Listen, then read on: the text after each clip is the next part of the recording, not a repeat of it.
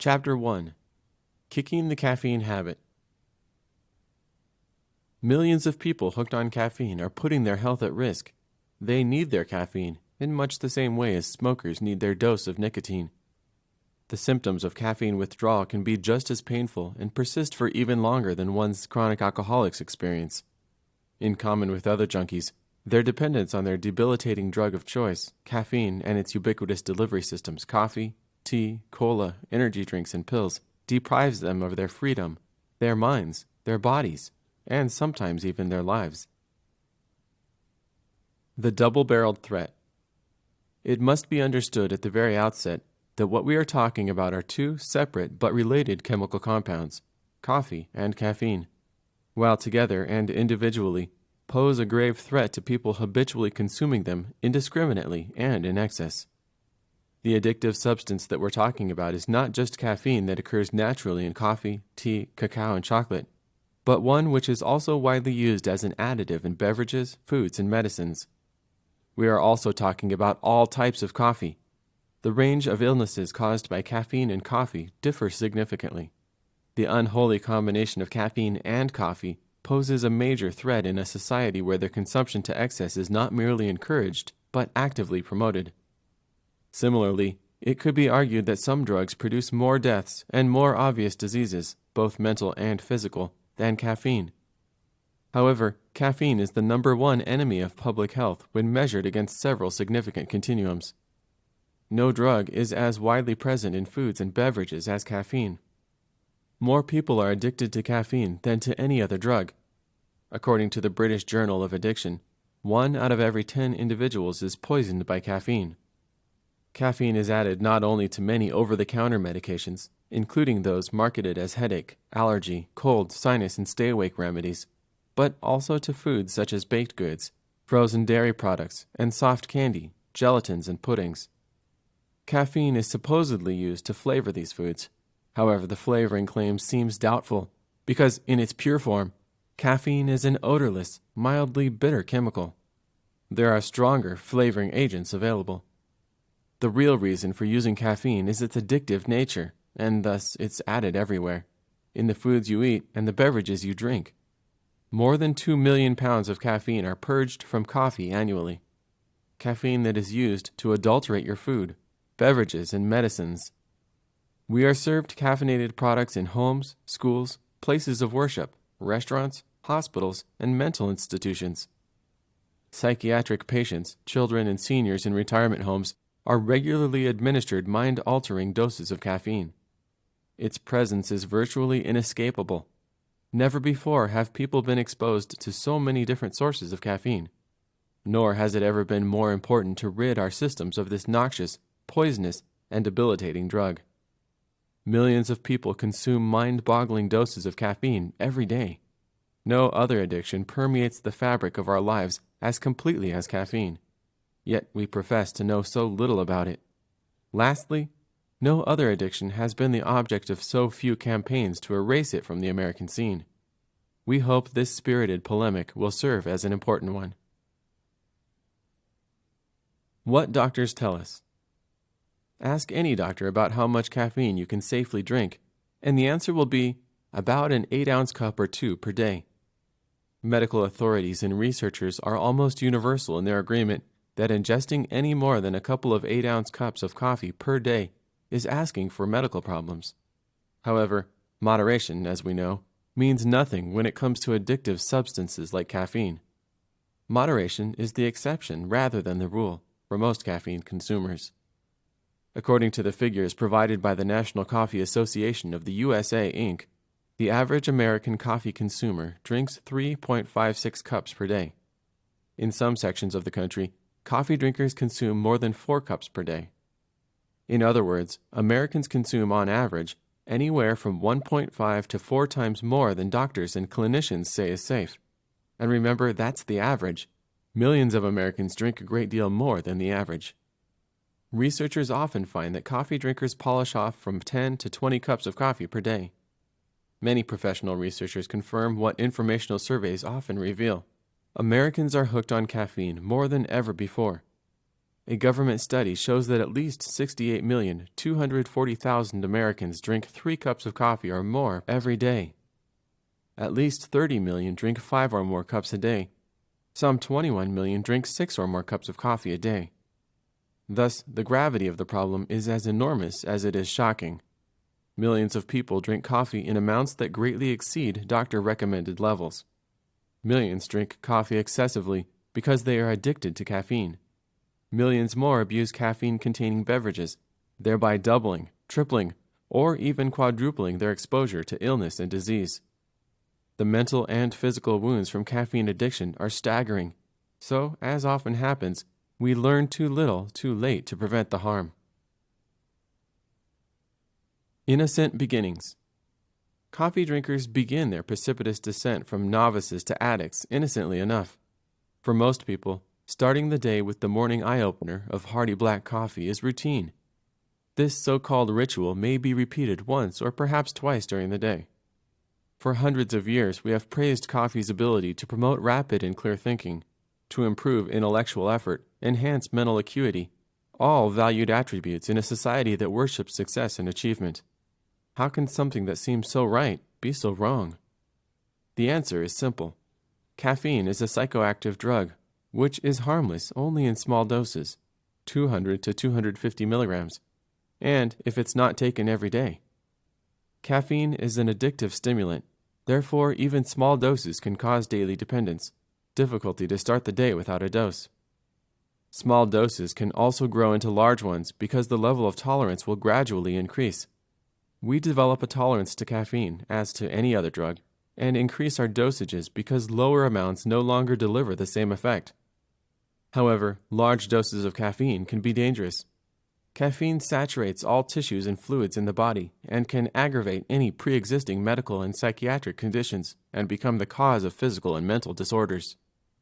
Large doses of caffeine can also cause altered conscious state, vomiting, abdominal pain, convulsions, heart arrhythmia, trachycardia, coma, and even death. According to a study conducted on laboratory rats, the direct cause of death is ventricular fibrillation, severe heart arrhythmia. Myocardial infarction, hypotension, seizures, and electrolyte disturbances are contributing factors to mortality. Caffeine is a deadly poison in excess of 5 grams. Although caffeine overdoses are rare, its mild toxic effects, such as nervousness, restlessness, insomnia, and tremor, are very common and can manifest after 500 milligrams or more, or less depending on the level of tolerance and body weight. The larger the dose, the more severe the symptoms of overdose, which can cause seizures and cardiovascular disorders. Average doses of caffeine consumption are 85 to 250 milligrams per day. An average cup of coffee contains approximately 120 milligrams of caffeine. Specialty coffee may contain more. The typical coffee drinker consumes a couple of cups each day without incidents. His habit usually begins in response to social or peer group pressure, or as part of family socialization. The vast majority of coffee drinkers who remain at low levels of a cup or two each day have only the occasional complaints. A sleepless night here and there, and an unsettled stomach once in a while, or a headache. They can also sometimes be impatient, irritable, or grumpy, but they never connect all these minor disturbances with their caffeine intake. Those who consume more than 2 or 3 cups of coffee, more than 400 to 500 milligrams of caffeine, per day, may experience restlessness, nervousness, chest pain, insomnia, diuresis, and gastrointestinal disturbance. Other pronounced symptoms of caffeine overdose can be flushed face, muscle twitching, especially the eyelids, rambling flow of thought and speech, and psychomotor agitation. Most doctors would agree that coffee consumption at levels of 1 or 2 8-ounce cups a day poses no significant health hazard. However, millions of coffee drinkers, like millions of tobacco smokers and alcohol consumers, do not stop at just 1 or 2. They go on and on, often with devastating results. Who knows the reason why? Who knows why some people can experiment with drugs and leave them behind, while others continue to make them a major and debilitating part of their lives? The answer may lie in the biochemistry of an individual. People with low serotonin levels have poor self-control and are prone to compulsive behaviors that result in addiction, such as overeating, chain smoking, abuse of alcohol, and excessive intake of caffeine and other drugs. Because of its addictive nature, caffeine makes such people even more compulsive, cup after cup after cup. They just do not stop drinking. This biochemical imbalance may occur if the serotonin neurotransmitter system lacks a sufficient amount of amino acid tryptophan. Coffee's rewards. People say that they enjoy the taste of coffee, and the agreeable taste is what keeps them coming back for more. Other coffee drinkers rave about the great pick-me-up that coffee gives them, how it arouses their sleepy brains and spurs them into action for the work or academic day. At work, their mental acuity and alertness are heightened with more coffee. It's a part of the coffee break ritual, the great social lubricant of any workplace. All this is agreeable, so why does one decide to quit? Obviously, the disadvantages of coffee drinking begin to outweigh the advantages. On one hand, people continue to drink coffee because they enjoy its effects. On the other hand, people stop drinking coffee because they are fed up with coffee's harmful effects. We also have a scientific puzzle. Why do coffee drinkers move progressively from low, enjoyable levels of coffee consumption to high and unenjoyable levels? What causes them to drift into addiction? Caffeine and your brain. Dr. Carlos Ullis, author of the book Age Right, explains that there are three main neurotransmitter systems in the brain. Acetylcholine, which regulates our memory, language, speech, and thoughts. Serotonin, which controls our emotional state, sleeping, appetite, cravings, and obsessive-compulsive behaviors, such as overeating and abuse of various drugs. And dopamine, which is responsible for energy level, vigilance, alertness, reaction time, emotional highs, spontaneity, as well as our addiction to stimulants.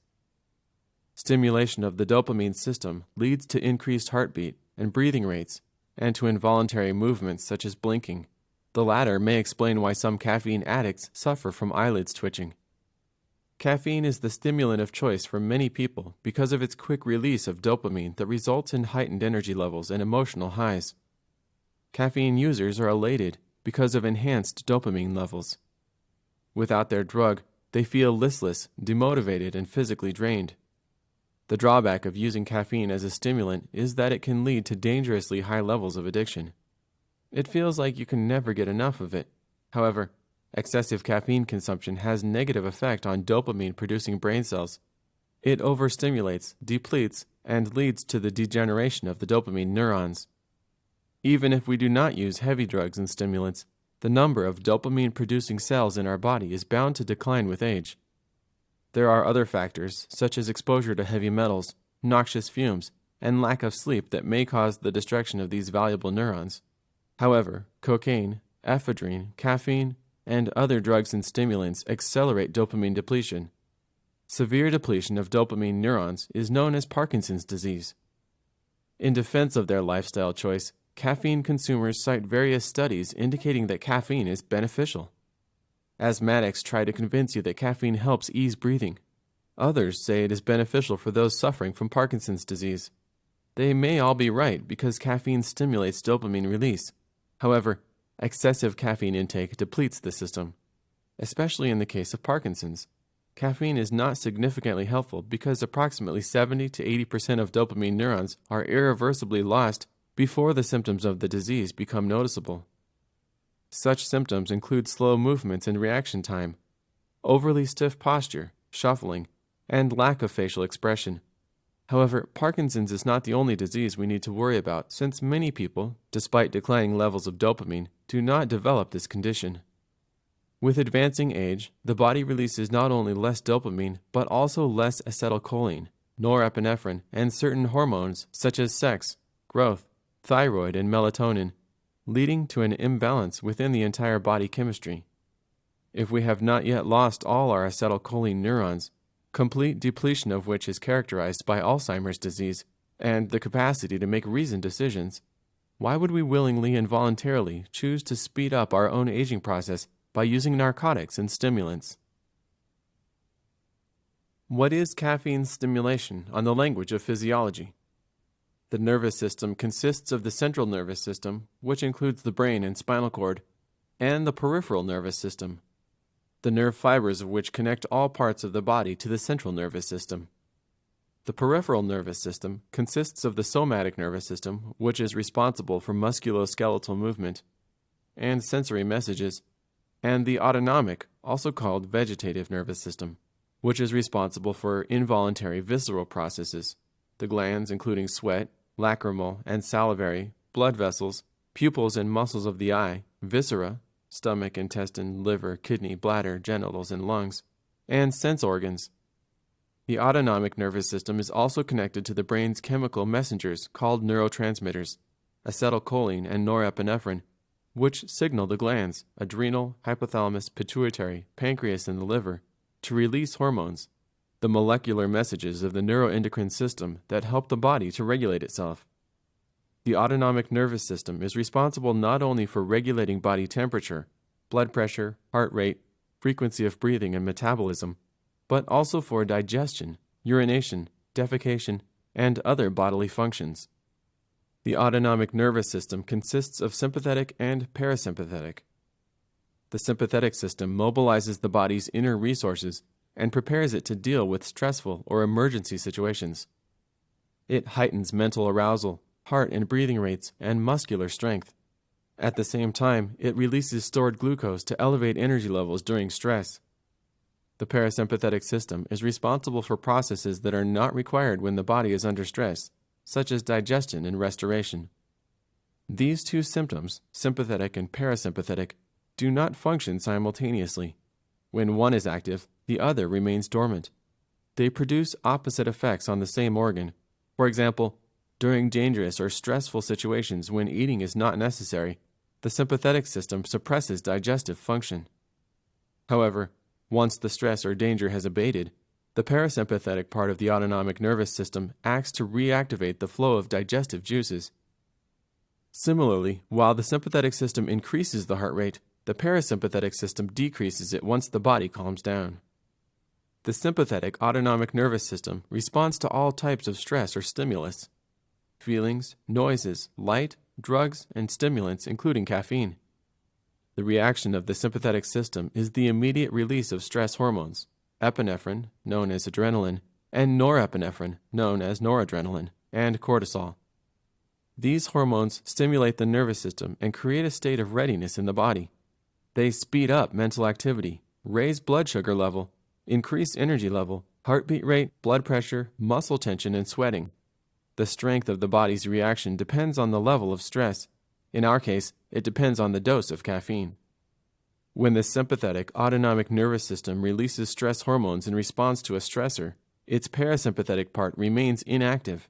As a result, the appetite is temporarily reduced or suppressed.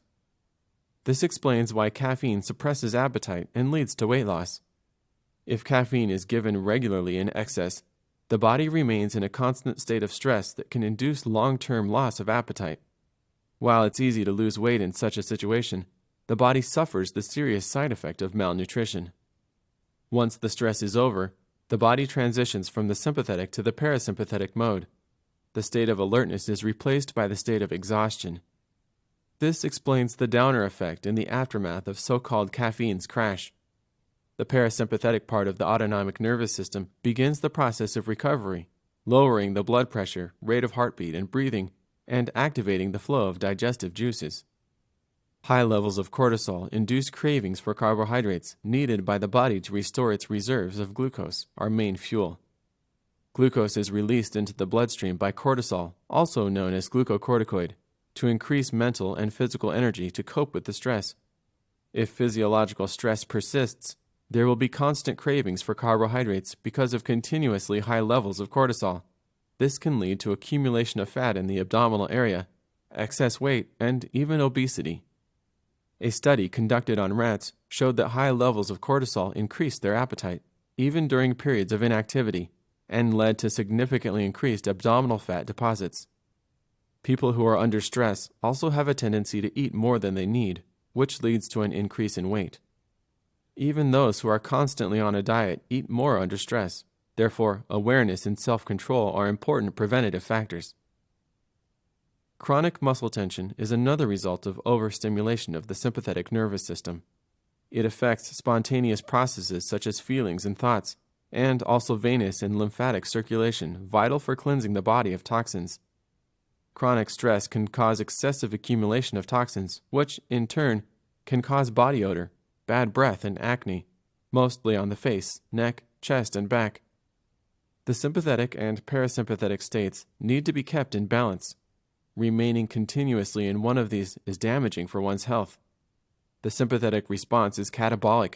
Its actions break down substances to produce energy.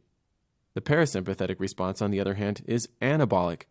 In this state, the body restores, repairs, replenishes, and rebuilds itself.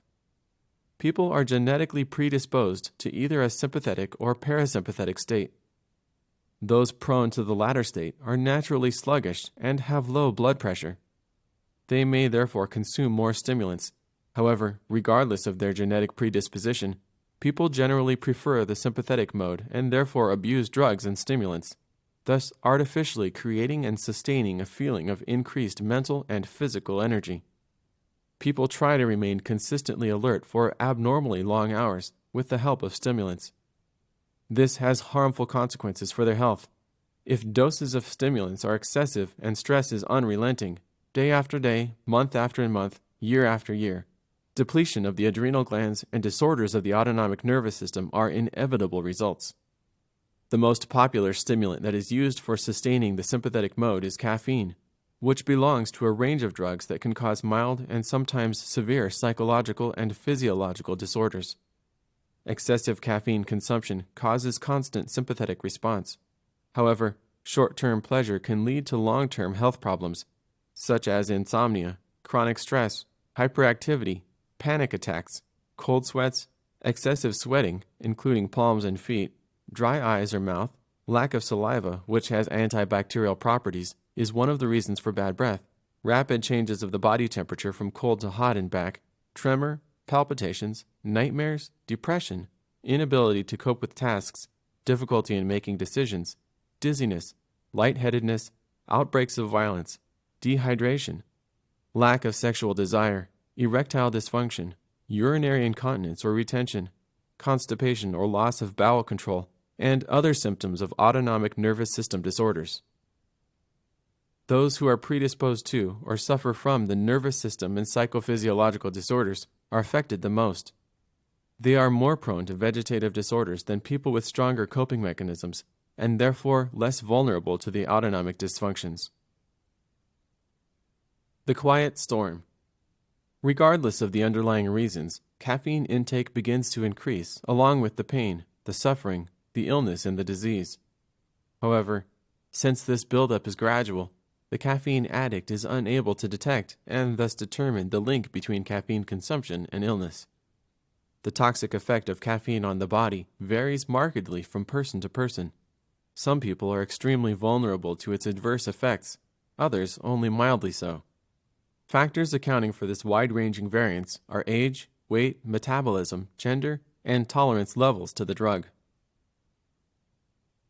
A few words about tolerance. Tolerance is one of those double-edged swords inherent in most drug use, whereby the pharmacological effect of the drug becomes less significant over time. This is the reason that increasingly larger doses are needed to obtain the same effect, and explains why heroin users build up $1,000-a-week habits, smokers light up a couple of packs a day, and coffee drinkers drink 5 or more cups per day. Chronic caffeine users who have built up a considerable tolerance to this drug find it extremely difficult to satisfy their cravings with smaller doses. Heavy coffee drinkers have built up such a tremendous drug tolerance that they do not recognize symptoms that tell them they are in trouble. For coffee drinkers with a low tolerance, consuming the same amounts of caffeine as do heavy coffee drinkers would cause them tremors and jitters or even delirium and hallucinations. The opportunities for caffeine abuse are never-ending, occurring each day with a predictable regularity. The consequences of our caffeine addiction is all the more staggering because we, addicts, are often unwitting victims. Are you in trouble? Caffeine addiction is not a matter of how much you drink, but rather the effect it has on your mind and body. You can drink just 1 or 2 cups a day, and yet, as soon as you open your eyes the next morning, you may suffer from caffeine withdrawal symptoms such as headaches, sluggishness, irritability, and a burning desire for a hot cup of coffee or tea, which compels you to get up. Therein lies the problem. You, like most caffeine addicts, do not know that you're an addict. The biggest delusion caffeine consumers suffer from is the belief that caffeine helps them to wake up in the morning. In reality, no one needs caffeine to wake up. Those who do not consume caffeine wake up fresh, alert, and energetic without it.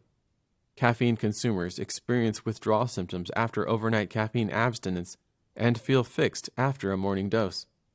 It's hard to believe, but this seemingly unbreakable caffeine dependence can be eliminated in approximately 2 or 3 weeks. Excuse me for touching on such a delicate theme, but another popular reason for using caffeine in the morning is that it's an excellent diuretic. However, this excellent diuretic has side effects. It forces the body to lose water and excrete vitamins and minerals, such as vitamin C, folic acid, calcium, magnesium, iron, and potassium. Have you ever thought why caffeine works as a diuretic? Because it instantly activates the body's complex nervous hormonal system, known as the hypothalamic pituitary adrenal axis, that responds automatically to stress, any kind of stress, either emotional or one artificially created by using stimulants. The diuretic effect is one of the body's reactions to caffeine. Strong emotional stress, by the way, also causes bowel movements. We just do not experience it every day on demand. In response to stress, the hypothalamic pituitary adrenal axis causes intestinal peristalsis through the involvement of the autonomic nervous system. The hypothalamus releases corticotropin-releasing hormone that stimulates the colon directly. From a medical perspective, using caffeine as a diuretic is destructive to health. The large intestine can and should work on its own. All you need to do is drink enough water and eat fiber-rich foods. Bran, whole grains, kiwi, pumpkin, prunes, and figs are excellent sources of fiber. In fact, cucumber juice cleanses the intestinal tract just as effectively as caffeine. For the intestinal stimulation in the morning meditative ritual, coffee or tea can be replaced with a couple of cups of hot water or herbal tea. If your diet is rich in fiber, you will be satisfied with the results. The drawback of using caffeine as a diuretic is that at some point you will need to increase your dose. Even if you still drink the same amount of coffee every morning, you will prepare a progressively stronger brew to feel satisfied. Thus, by increasing your caffeine intake, you increase your health risk. Vitamins and minerals that caffeine's diuretic effect excretes from the body include those that are required for the production of serotonin, the neurotransmitter used by the pineal glands to produce melatonin, the hormone that is essential for sleep. Serotonin requires a combination of vitamins and minerals such as vitamin B3, B6, calcium, and magnesium. Melatonin is the main hormone that regulates the sleep cycle. Without this hormone, we simply cannot sleep. With insufficient levels, we cannot sleep well. If the body produces insufficient amounts of serotonin, it makes less melatonin, and as a result, we do not get deep, restful sleep, feel sluggish during the day, and resort to pumping ourselves with caffeine. Excessive consumption of caffeine can cause significant vitamin and mineral loss with the output of urine, and since caffeine suppresses appetite, the body may not restore the losses. This may adversely affect one's health because certain nutrients that caffeine excretes with urine cannot be replenished by the body without food. For example, our system cannot produce folic acid, and mostly receives it from green vegetables and legumes. Folic acid is an essential nutrient since it participates in the process of cell division. Poor diet, deficiencies of zinc and other vitamins B3, B6, B12, and excessive consumption of caffeine can lead to folic acid deficiency, causing fatigue, weakness, headache, impaired concentration, palpitations, diarrhea, and anemia, the result of inability of the red blood cells to divide properly. Vitamin C, vital for general health and longevity, which our system does not produce or store, can also be excreted with excessive urine output. Vitamin C deficiency affects skin, hair, and nails, since this nutrient is essential for building and rejuvenating connective tissues. In fact, vitamin C deficiency is a major contributing factor for cancer. Caffeine causes mineral excretion that can adversely affect one's health. Thus, loss of calcium may affect bone density, the nervous system, heart, proper immune functioning, metabolic processes, and blood production. Magnesium lowers blood pressure and cholesterol levels in the blood, calms the nervous system, and possesses anti-cancer properties. Iron is a component of red blood cells and plays a major role in the process of blood production, transferring oxygen from the lungs to all tissues. Deficiency of iron results in anemia, which causes lack of energy and paleness. Potassium is essential for normal functioning of muscles, including the heart. It also safeguards one against diabetes, obesity, hypoglycemia, kidney disease, and stress. Furthermore, potassium helps to maintain fluid balance by excreting excess water, which sodium retains, reducing puffiness in the upper and lower eyelids, also known as under-eye bags. Prolonged use of caffeine in large doses may also induce premature aging. Caffeine causes stress. Prolonged stress accelerates the aging process. The increase of stress hormones due to chronically high stress can lead to serious disorders that cause premature aging. Caffeine increases the release of norepinephrine and epinephrine, which affect the body's cardiovascular system, and cortisol, which increases the blood sugar and insulin level and also leads to weight gain, abnormal distribution of fat deposits, thyroid disorders, increased blood pressure, immune dysfunction, bone loss, thinning of the skin, ulcers, and brain damage at the hippocampus, responsible for memory, learning, and emotions. Caffeine dehydrates the body. This is one of the reasons why heavy caffeine consumers suffer from headaches, dizziness, weakness, extremely painful muscle cramps, and dry skin. Those who care about their appearance should remember that dehydrated skin loses its tone and looks exhausted, wrinkled, and unhealthy, possibly with a tendency to flush. With every cup of coffee or any other caffeine-containing beverage, the body loses water, dehydrating the cells, digestive juices, bile, and blood. Caffeine also dehydrates the salivary gland, reducing the flow of saliva. This can result in bad breath because lack of saliva, which has antibacterial properties, creates a perfect environment for proliferation of bacteria. Bacterial growth is also one of the reasons for the morning bad breath because the body produces less saliva during the night. Smoking and alcohol also reduce antibacterial properties of saliva and cause bad breath. The bacterial impact, however, is more serious than just an unpleasant odor. Bacteria destroy gums and teeth. Some addicts cannot recognize the pathological disturbances caused by caffeine. Irritability and mood swings, for example, are often the symptoms of caffeine addiction. The addict himself may not recognize these as symptoms of addiction because he believes these behaviors are merely facets of his personality. Family and friends may also not realize that caffeine is a mood-altering substance. Excessive caffeine intake can lead to mild or even severe depression. A person can suffer all his life and never find out the real cause of his mental disorder. A woman may not attribute a condition of which she is aware to her caffeine intake. Whether thought to be excessive or not, for example, she may realize that she has lumps in her breasts, but she is unaware that they may be related to her caffeine intake. Obesity is not just a sugar-related problem. It is also a caffeine-related problem. Caffeine addiction causes people to consume more sugar because it is added to the caffeine-containing beverages. Most caffeine addicts are unaware that excessive caffeine intake increases the level of stress hormones in the body that may also contribute to their weight gain. However, they do know that caffeinated beverages contain sugar and continue drinking them. Why? Because they are addicted to the sugar and caffeine. Many coffee drinkers report that they suffer from severe stomach pains and believe that their discomfort is caused by coffee consumption. However, because they also need their coffee, they refuse to quit. The situations above are not unlike those of other addicts, particularly alcoholics. Many alcoholics are unaware that they have a drinking problem and are equally unaware of alcoholism's effect on their mind and bodies. However, many others recognize the problems associated with their alcohol abuse, but they are unable or unwilling to do anything about it. They are completely dependent. Worse yet, both caffeine addicts and alcoholics tend to rationalize their dependence that helps perpetuate their drug habits.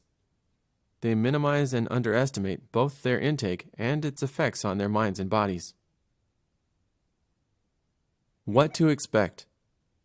Caffeine is such a powerful stimulant that the entire body feels its effect.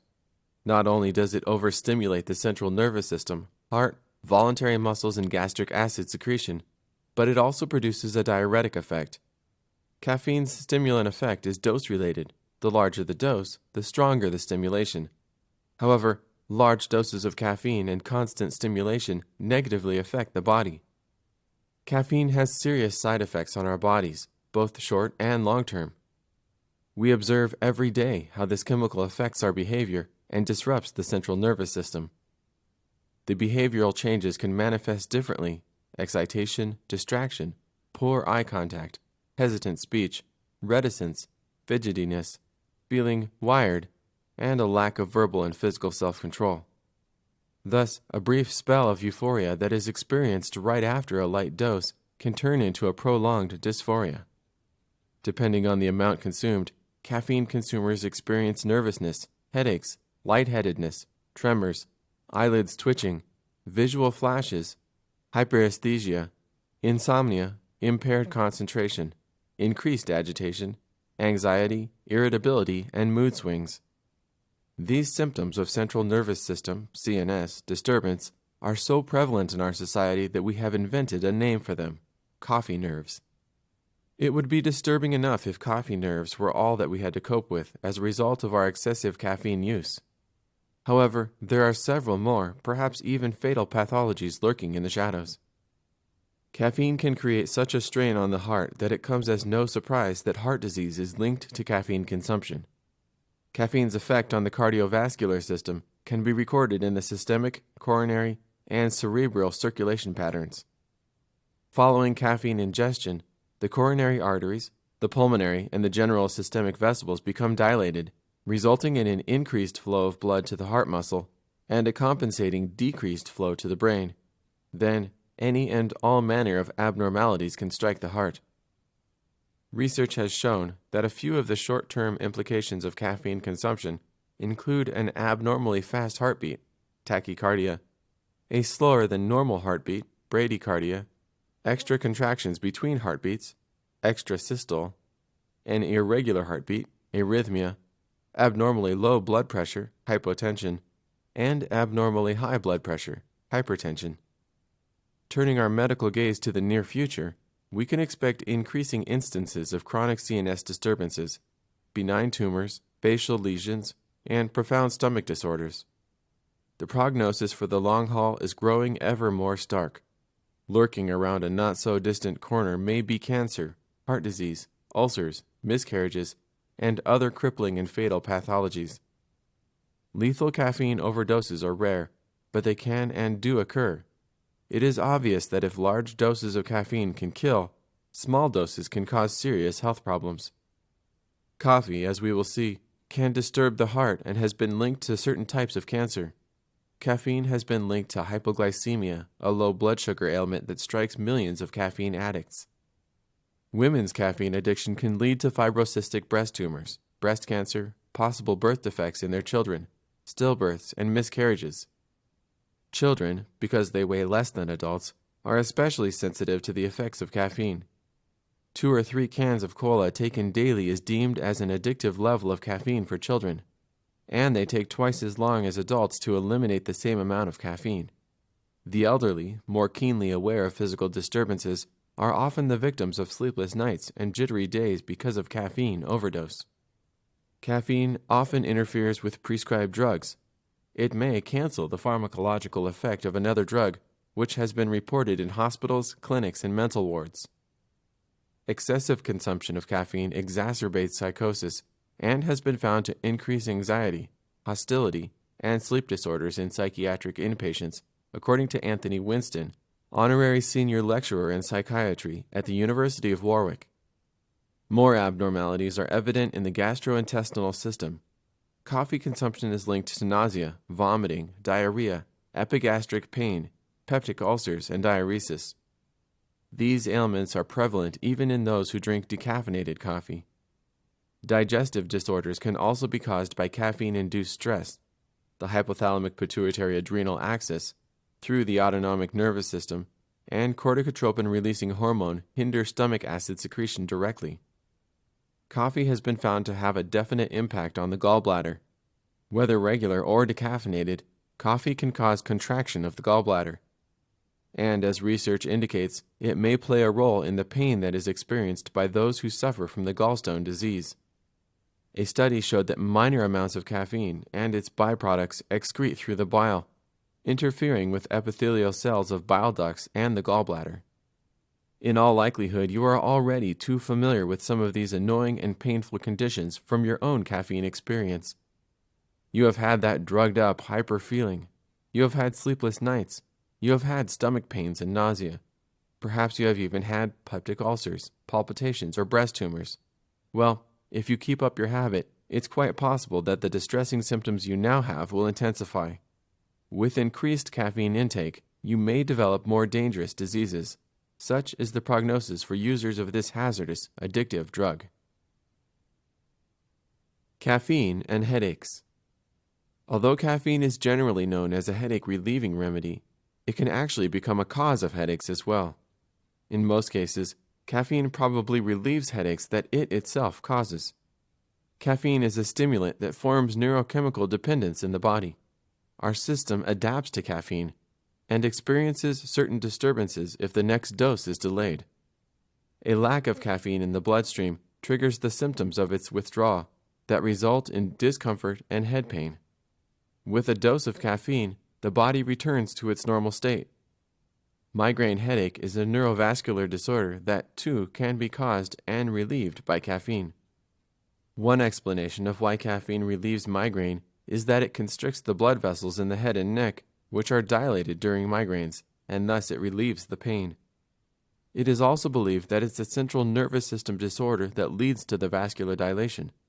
Since caffeine is a central nervous system stimulant, there may be a possible connection between migraines and caffeine intake. This also may explain why migraine sufferers find relief when they quit taking caffeine. Research also shows that lack of oxygen triggers migraine.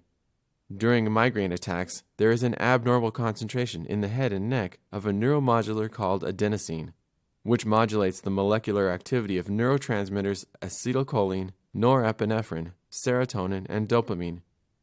This led researchers to the conclusion that excessive release of and sensitivity to adenosine, those who suffer from migraine obviously fall in this category, is the cause of pain since adenosine is a potent vasodilator. Caffeine also releases norepinephrine and epinephrine that increase peripheral vasodilation. In response to caffeine's ability to block adenosine receptors, our system adapts to caffeine and increases the release of adenosine and the number of adenosine receptors.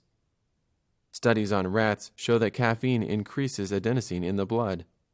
As strange as it may sound, caffeine can both cause and relieve headache. Caffeine withdrawal proves it.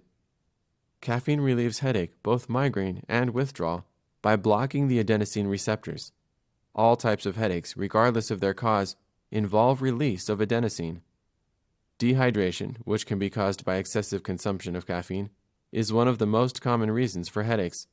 During headaches, neurons release adenosine that, in order to increase the oxygen flow to the brain, dilates the vessels and causes pain. Caffeine relieves the pain by blocking adenosine receptors. Caffeine overdose. A lethal dose of caffeine for a healthy adult male is about 10 grams. That is approximately 70 8-ounce cups of regular or 40 of gourmet-style coffee, which may contain 250 milligrams of caffeine per cup.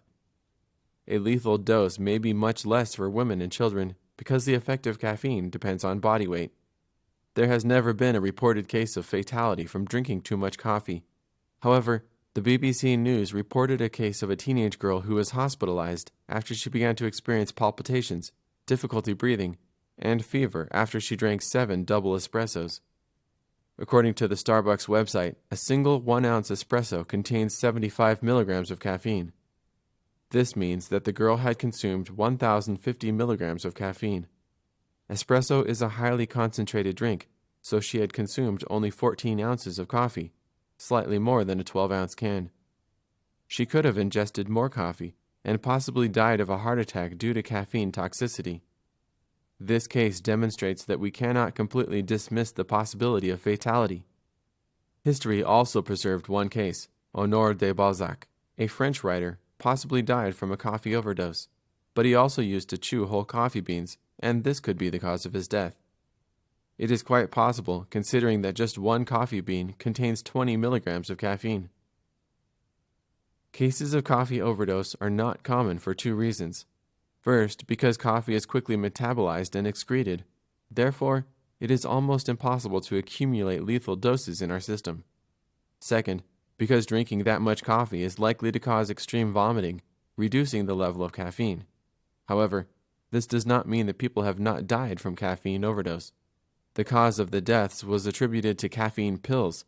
An average caffeine tablet contains 100 milligrams. A lethal dose is from 50 to 100 pills. Lethal caffeine poisoning. One of the first such cases was reported in 1959 when a 35-year-old woman was accidentally administered 3.2 grams of caffeine in a solution intravenously. The patient began convulsing, stopped breathing, and then died. Another hospital patient was given 4 grams of caffeine in a solution and had experienced convulsions. Fortunately for this patient, the error was discovered in time. The caffeine solution was immediately halted, and the patient recovered. There are other records of caffeine overdose.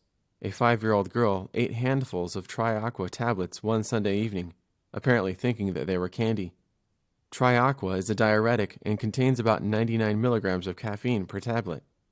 Within an hour, the little girl complained to her mother of cold chills and stomach cramps. Her condition steadily worsened over the next 4 hours, and she was pronounced dead on arrival at a local hospital. Her caffeine intake had exceeded 5 grams. She had consumed 54 tablets. A 45-year-old woman was given 50 grams of caffeine instead of 50 grams of glucose during a routine test. A few minutes later, she began to vomit. She died about 2 hours later. Her caffeine intake had been enough to kill 5 healthy men. The New Mexico Department of Health reported 2 cases of fatal caffeine intoxication. In one case, a 39-year-old woman had levels of caffeine in her blood containing 192 milligrams per liter. In the second case, a 29-year-old man with a history of obesity and diabetes had levels of caffeine in his blood containing 567 milligrams per liter. Both cases were ruled as accidental deaths caused by caffeine intoxication. In another case, widely reported by the media, a 40-year-old woman threw herself against walls around her home and even pulled a door off its hinges. She arrived at the hospital with bruises on her arms and legs, a fractured right eye socket, and deep tissue bruises on her liver. This woman's son was charged and convicted of 1 count of aggravated battery of a household member, as he reportedly confessed to hitting her on the night of her death. However, an autopsy revealed that caffeine was the cause of death, as she had extremely toxic levels of caffeine in her blood. The coroner surmised that she would have had to ingest 100 cups of coffee to achieve these caffeine levels in her blood. However, not all caffeine deaths have been accidental.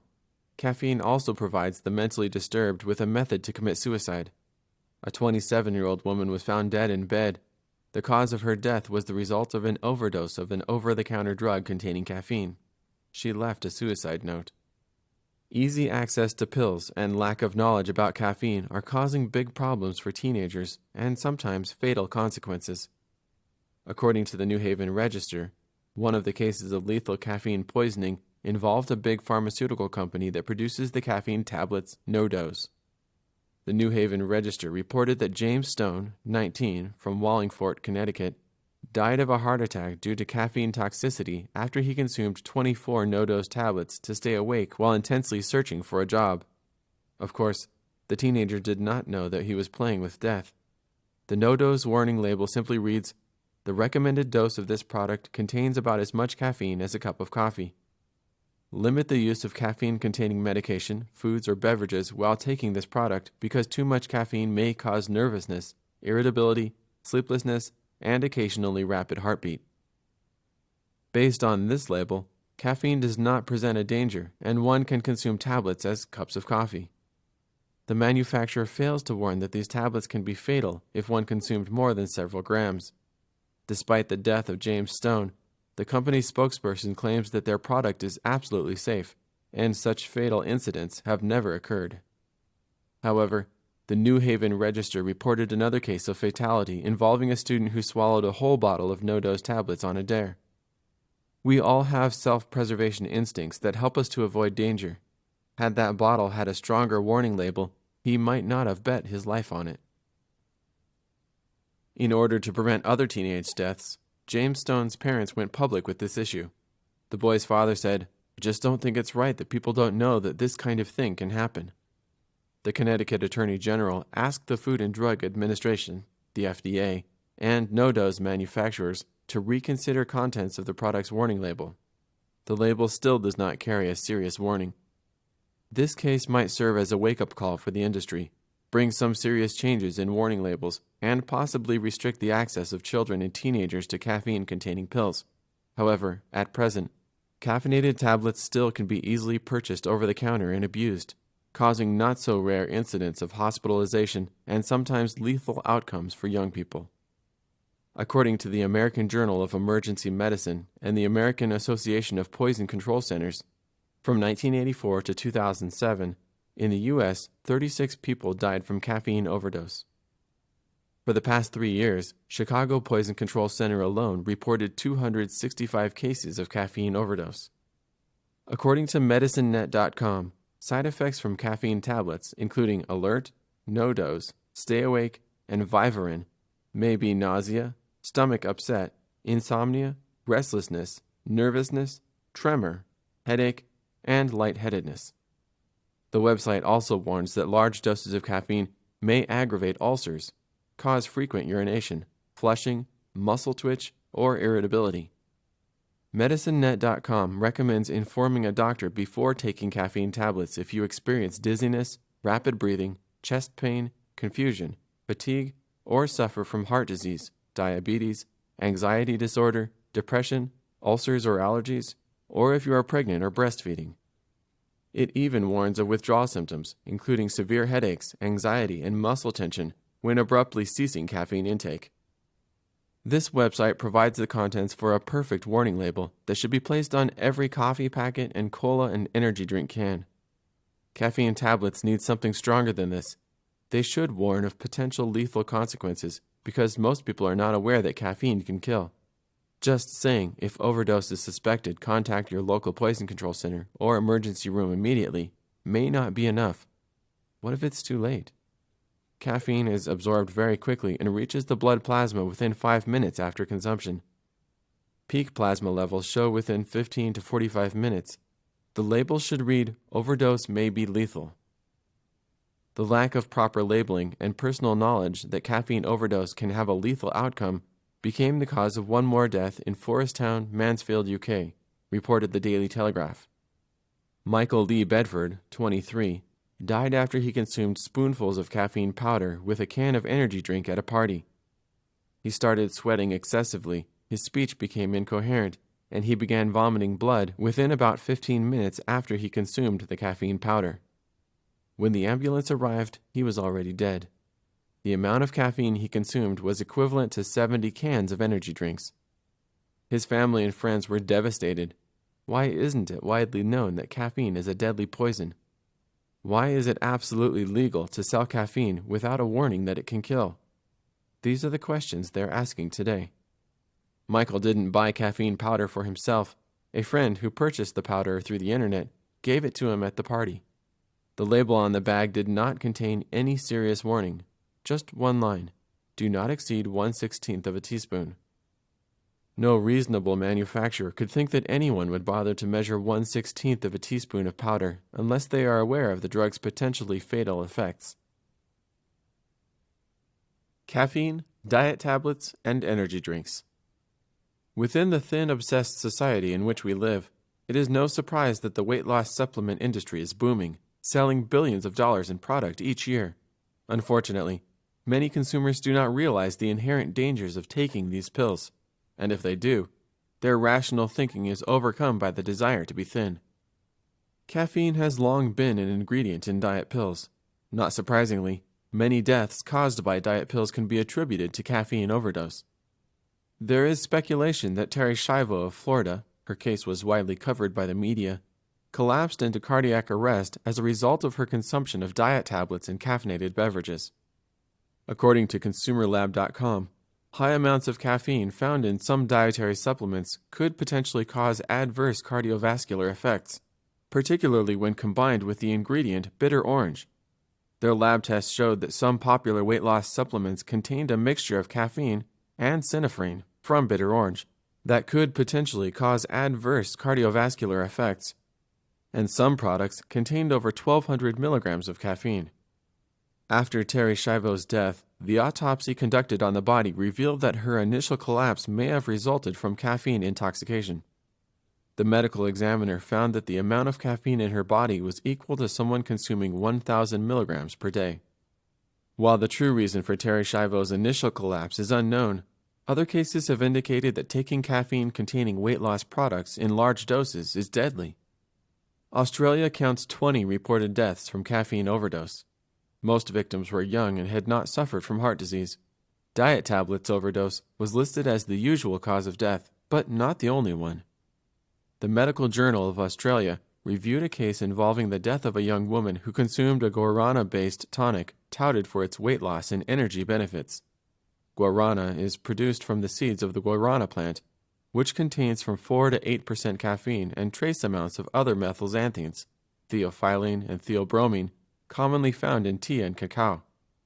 Average caffeine content in a 6-ounce beverage made from guarana seeds is from 200 to 400 milligrams, whereas the same amount of coffee contains from 100 to 250 milligrams. The coroner found that the high level of caffeine from the guarana beverage was associated with the development of an intractable arrhythmia. This tonic was marketed as a so-called natural source of energy and was withdrawn from the market when it was found that the caffeine concentration yielded a level more than 60 times higher than the concentration of caffeine in cola. Caffeine is indeed a dangerous drug, and its seemingly harmless inclusion in products like diet pills and energy drinks must be reconsidered. Caffeine and stress. Caffeine stimulation induces stress in the body. In response to caffeine, the body releases stress hormones that help to overcome stress. However, excessive consumption of caffeine increases stress hormone production that depletes the adrenal glands. The hormonal response to stress begins in the brain. According to Dr. George Couros, chief of the Pediatric and Reproductive Endocrinology branch at the National Institute of Child Health and Human Development, or the NICHD, and Dr. Philip Gold of the Clinical Neuroendocrinology branch at the National Institute of Mental Health, the hypothalamus releases corticotropin-releasing hormone that activates the pituitary glands to trigger the release of adrenocorticotropin.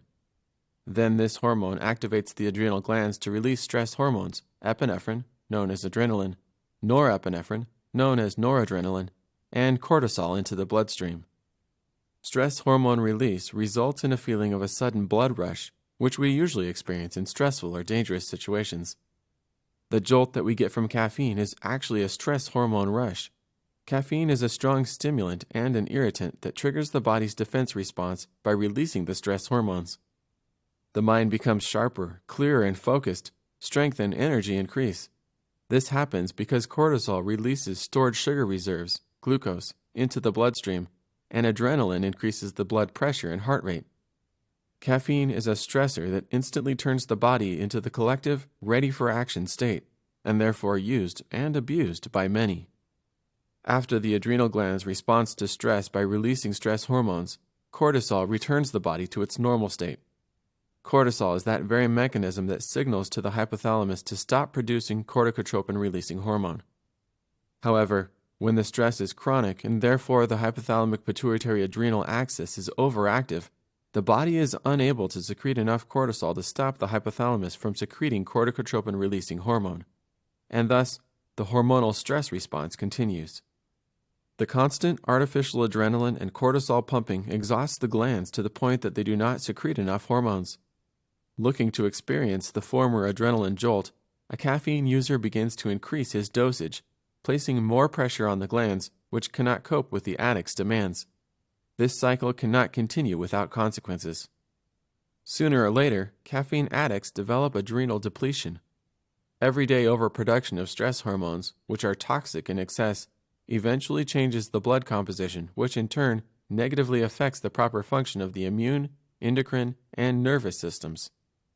The result may be any of the following: chronic fatigue, increased blood sugar and insulin levels, weight gain, high blood pressure, irritability, anxiety, depression, sleep disorder, insomnia, frequent viral outbreak, cold, flu, ulcer, thinning of the skin, bone loss, hair loss, thyroid problems.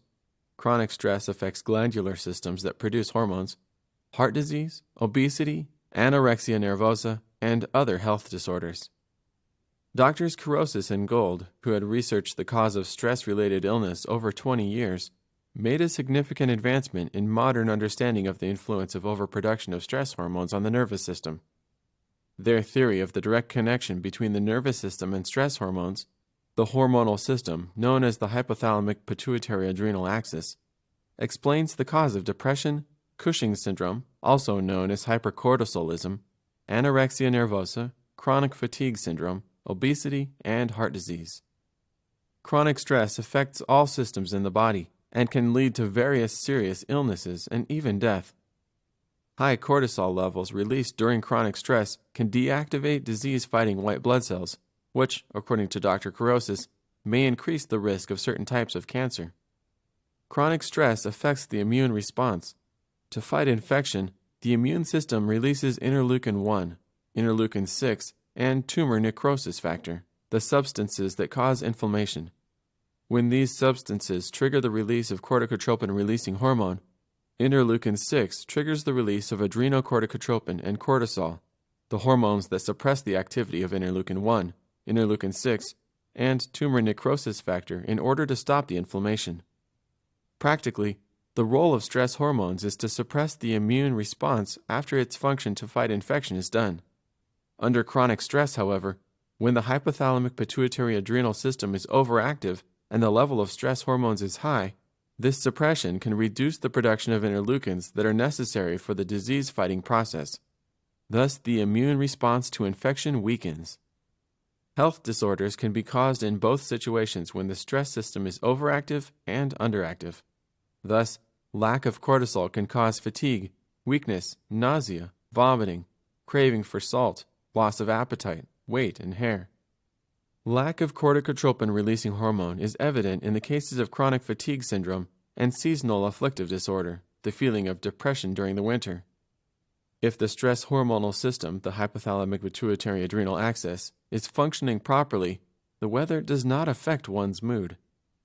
High levels of corticotropin-releasing hormone and cortisol can cause anorexia nervosa, malnutrition, obsessive-compulsive disorder, anxiety disorder, thyroid disorder, alcoholism, sleep disturbances, loss of sex drive, suppression of appetite, immune malfunction, accumulation of abdominal fat, diabetes, and cardiovascular disease.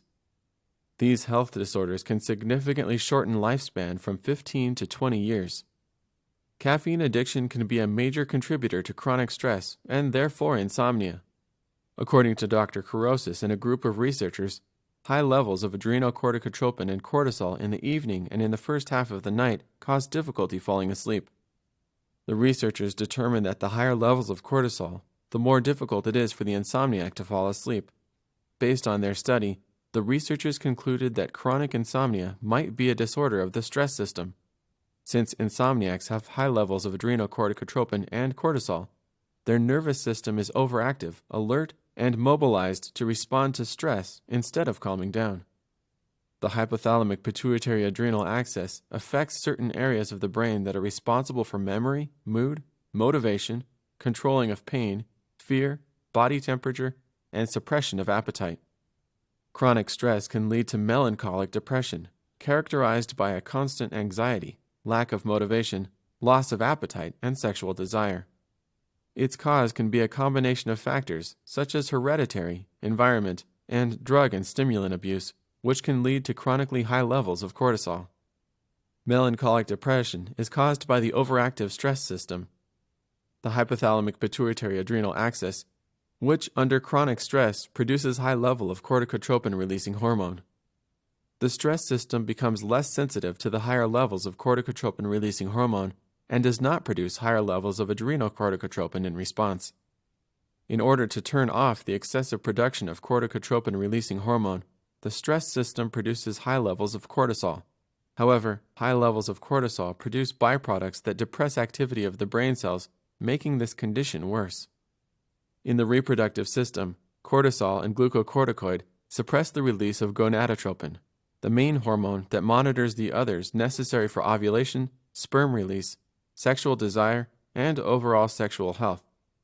Chronic stress also has the direct effect on testosterone, estrogen, and progesterone, male and female sex hormones. People respond to stress differently. Some are more sensitive than others, depending on hereditary, environmental, and psychological traumas and the use of drugs and stimulants. However, for many of us, stress becomes chronic, and eventually the body's defense mechanism weakens. Caffeine and hallucinations. A study conducted at the Durham University showed that people consuming large doses of caffeine, more than 500 milligrams per day, might experience hallucinations.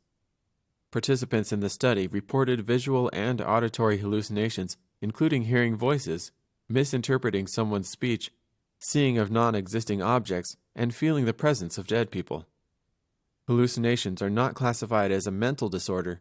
However, depending on their severity, they may be viewed otherwise in social situations and cause serious disturbances. According to the researchers, hallucinations are caused by stress. Caffeine is a stimulant that induces stress in the body. In response, the body releases cortisol, a stress hormone. The researchers concluded that high levels of cortisol that are boosted by large doses of caffeine can trigger hallucinations. Caffeine and the eyes. Excessive consumption of caffeine not only increases blood pressure, both systolic and diastolic, but also intraocular, that is, eye pressure. Can it be dangerous? Yes, it can. Increased intraocular pressure constricts the optic nerves and restricts the blood flow, which brings oxygen and nutrients to the eye, gradually damaging nerve cells that are necessary for vision. Eye pressure can cause permanent damage to the optic nerve.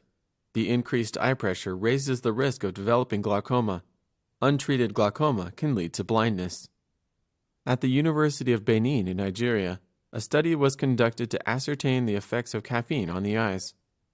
The study involved two groups of volunteers. One group of healthy participants between 20 and 27 years of age drank regular coffee.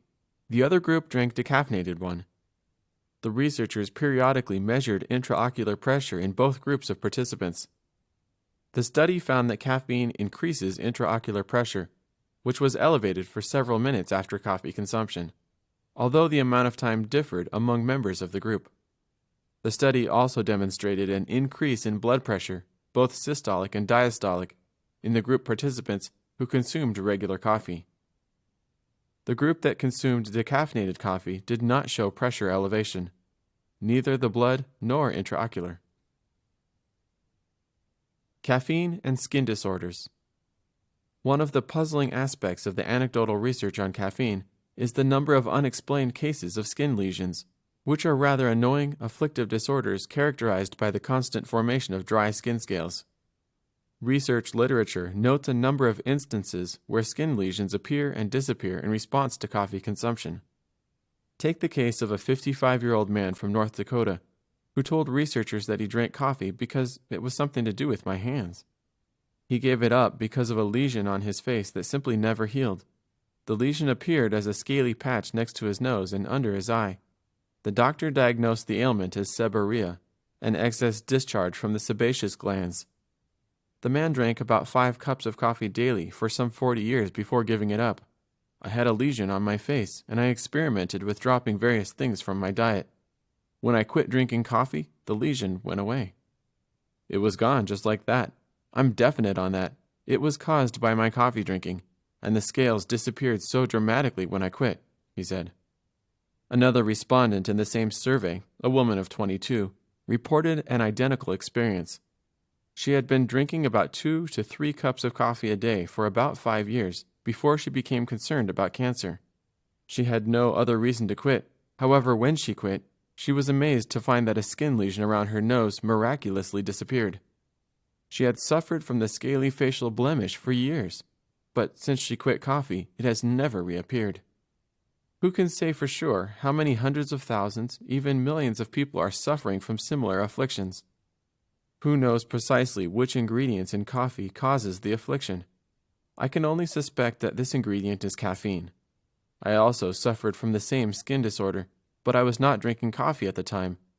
I drank a popular South American tea with high content of caffeine called yerba mate. In my case, the scales also miraculously disappeared when I stopped drinking this tea. I also had excessively oily skin that normalized after I quit caffeine. Those who had suffered from acne while they consumed caffeine beverages usually noticed that their skin became clearer after they quit. A study conducted by the Department of Biochemistry and Molecular Biology School of Medicine in Irbid, Jordan, included 166 participants from 13 to 42 years of age who suffered from acne. The results showed that 69.3% of them had hereditary problems. Among other contributing factors were the following: emotional stress, hot weather, sweating, premenstrual skin eruptions, and the use of cosmetics. Dietary factors included nuts, fatty and dried foods, eggs, pastry, spices, chocolate, tea, and coffee. There is no scientific proof that caffeine causes skin eruptions. However, there is a correlation between caffeine consumption and skin eruptions. First of all, caffeine causes stress in the body. In response, the body releases cortisol that in turn releases stored glucose into the bloodstream, which is converted into energy to overcome stress. To restore used glucose reserves, the body craves sugary foods, and excess of sugar causes acne. Caffeine can be a problem, especially for people with the acne-prone type of skin. Another problem is high sugar content in caffeinated beverages.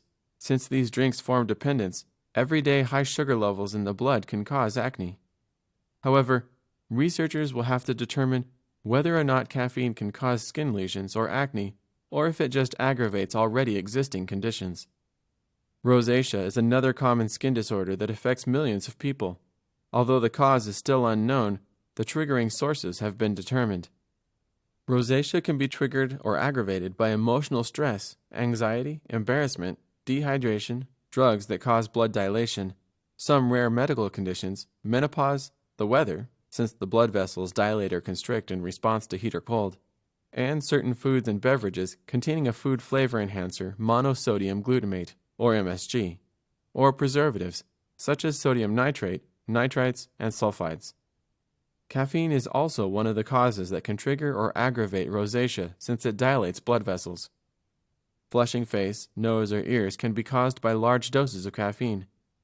In my personal experience with rosacea, the red stains on my face were permanent until I stopped consuming caffeine. So, health-conscious ex-caffeine addicts discover that their self-prescribed caffeine-free diet can significantly improve their appearance, health, and overall well-being. Caffeine and diabetes. Diabetes is a disease characterized by the body's inability to control blood sugar levels due to insufficient production of or heightened resistance to the hormone insulin. The prevalence of diabetes has been increasing at an alarming rate. The American Diabetes Association estimated that 6.3% of the U.S. population, 18.2 million people, have the disease. In the United States, 1.3 million people over the age of 20 are diagnosed with the disease every year, and diabetes is the sixth leading cause of death.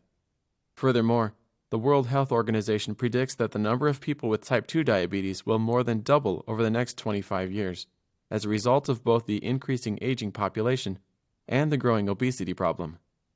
With these astounding statistics, health authorities and researchers should explore seriously the connection between caffeine and diabetes. Here is just one example of a connection warranting further research. A laboratory study on rats showed that diabetes can be induced by small doses of alloxin, which poisons insulin-producing cells in the pancreas. Dr. Alfred Nickel, an oral surgeon with diabetes who consumed too much coffee, discovered the scientific literature that the body produces alloxin from caffeine. He then theorized that caffeine could be a major factor in diabetes. Intrigued by his theory, he quit caffeine completely and after 2 weeks was able to stop his insulin intake. Encouraged by his positive results, he informed his diabetic patients of his experience, and 40 out of 45 of them were able to reverse their disease by removing caffeine from their diets.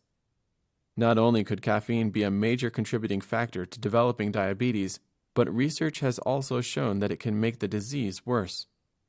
Duke University Medical Center researchers found a strong link between caffeine intake at mealtimes and higher blood glucose and insulin levels. The researchers studied habitual coffee drinkers with type 2 diabetes. The participants were put on a controlled diet where they took their medications, had their blood tested, and were then given caffeine pills. Thereafter, they had another blood test before being given a liquid meal supplement and undergoing a third blood test. The results showed further evidence of caffeine's connection to diabetes. When the volunteers fasted, caffeine had little effect on their glucose and insulin levels. However, after drinking the liquid meal, those given caffeine had a 21% increase in their glucose level and a 48% increase in their insulin level. In a healthy person, glucose is metabolized within an hour or so after eating.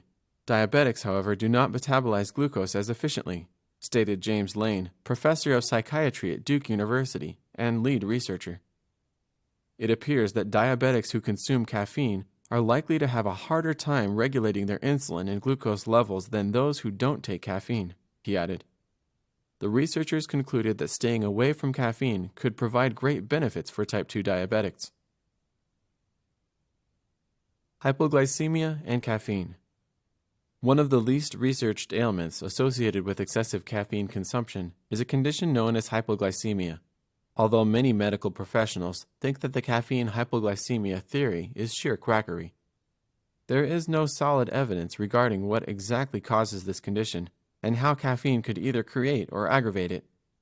All that is known for sure is that hypoglycemia is an abnormally low concentration of sugar in the blood. While less than 2 teaspoons of glucose are normally found in the blood, excess sugar is stored in the liver. When too much sugar builds up in the blood, the pancreas pumps out extra insulin to help the body assimilate it. There are doctors who believe that in some people, too much insulin is pumped out and too much sugar is removed, resulting in low blood sugar or hypoglycemia. Hypoglycemics suffer from jitteriness, sweating, rapid heartbeat, weakness, and even fainting spells. They also suffer from blurred vision, headaches, dullness, and confusion. Sound familiar? It should. It resembles the central nervous system disorder that millions of caffeine addicts suffer from every day. And here's the kicker. Some doctors believe that caffeine-containing beverages release stored body sugar into the bloodstream. When hypoglycemics drink caffeine-containing beverages, extra blood sugar is released into their bloodstream, and the punishment begins. The extra sugar at first makes them feel good, but eventually it makes their blood sugar level drop even lower. In short, the result is a mood swing produced by caffeine consumption. However, hypoglycemics are completely unaware of what is causing their mood swings. One of the doctors who have studied the problem suggests that many people who experience migraine headaches, panic attacks, and mood swings ought to look first to their caffeine consumption for an answer regarding causation. It makes you wonder about the caffeine and sugar intake in their diets. The trouble is that many doctors and researchers just don't want to believe that something as simple as caffeine or sugar might be at the root of so many problems, he said. Coffee, caffeine, and your pH balance. Coffee, whether regular or decaffeinated, and all other caffeine-containing beverages, and caffeine itself, can harmfully affect the body's acid-alkaline balance, or pH. In general, some foods produce an acid metabolic reaction in the body, and others create alkaline. Thus, all meats, eggs, dairy, and other flour products, as well as alcohol and the above-mentioned beverages, produce an acid reaction in the body, whereas fruits, vegetables, some nuts, and most seeds are alkaline-forming foods. Your dietary preferences play an important role in the proper safeguarding of your pH balance, and therefore your health. Overconsumption of acid-producing foods and beverages raises the level of acidity in the body. Stress, which can be caused by caffeine, also increases cellular acidity. If not enough alkali is obtained through the diet to neutralize the acid, the body is forced to use its own mineral reserves from the bones, teeth, and other tissues, and as a result weaken their structure. The body eliminates excess metabolic acids through the kidneys, lungs, and skin. but its eliminating capacity has certain limits per day. If too much acid-forming foods are consumed on a regular basis, the body fails to neutralize acids properly. Thus, we can develop acidosis, a condition that is characterized by excessive accumulation of acids in the body. Chronic acid overload can gradually and imperceptibly bring you to an early grave. Health deterioration begins on the cellular level with the following disorders of all tissues, organs, and systems in the body, starting with the most vulnerable places, weakened from birth or by an illness. The body, including the brain, cannot function properly in the high acid state. Only bacteria, fungi, and viruses proliferate and thrive in the acid bodily environment. Acid accumulation impairs the body's ability to produce energy, both mental and physical. Lack of energy grows in direct proportion with the acid overload, eventually leading to chronic fatigue. The more acids you accumulate, the less energy you have. The less energy you have, the more coffee or other caffeine-containing beverages you consume. The more caffeine-containing beverages you consume, the more acid you produce, and therefore the less energy you have. This merry-go-round never stops. However, we can unquestionably increase our energy levels, avoid various health problems, and prevent life-threatening diseases by including more alkalizing foods in our diets and reducing consumption of acid-forming foods and beverages, and, as a result, maintain the body's normal acid-alkaline balance. Caffeine-containing beverages should certainly be the first items on your list to exclude. Is seeing believing? It has been many years since the U.S. Surgeon General issued his famous report linking smoking with cancer, heart disease, and a wide variety of pathological phenomena. In 1964, there were approximately 53 million in the United States who smoked. Since then, more than 50 million have stopped smoking, but because of population increases, more than 54 million Americans still smoke. Can you imagine that? Thousands of studies have implicated smoking in higher death rates, but still millions of Americans smoke. How can this be? They either do not believe or do not care that they will be stricken with any one of a half-dozen forms of cancer, several types of heart disease and stroke, emphysema, or a plethora of other ailments, just from smoking cigarettes. They simply do not believe, or they rationalize. The unbelievers. This really should not surprise us. Many people can carry doubts regarding pathological cause and effect to its ultimate and deadly conclusion. They have to test for themselves whether the predictions are true or false, and more importantly, they must determine if it will hold true for them. It has been proven beyond a shadow of a doubt that smoking dramatically shortens people's lifespan through cancer, heart disease, emphysema, and a number of other ailments.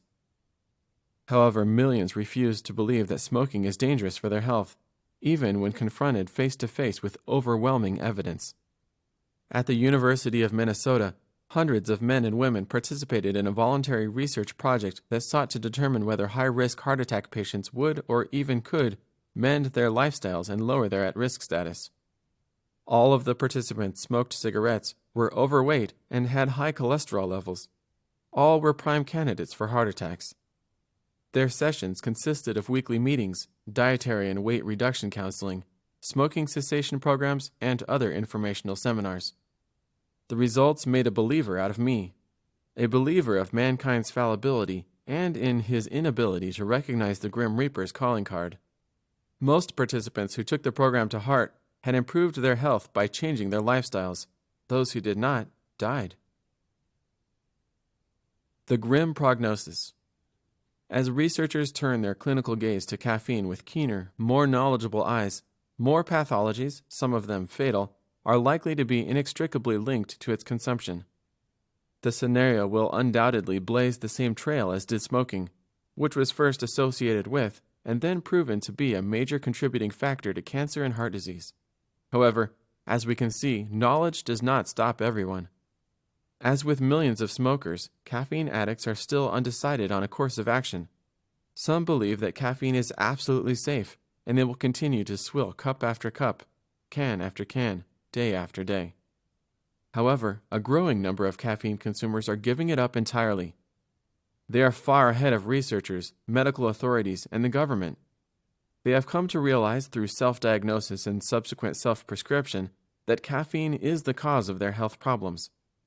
More and more research is pointing an accusing finger at the role of caffeine in the development of a growing number of ailments and diseases. Thousands of newspaper and magazine articles are adding their weight and credibility in opposition to this destructive drug. Caffeine victims are conducting their own informal research and are giving up this devil's chemical in record numbers. Their chronicles of self-research are made all the more impressive because their self-prescriptions work. They don't need doctors. The caffeine victims know what is causing their problems. They are not health nuts. They are just people who have recognized that this seemingly innocuous stimulant is harmful to their minds and bodies. You will recognize it too.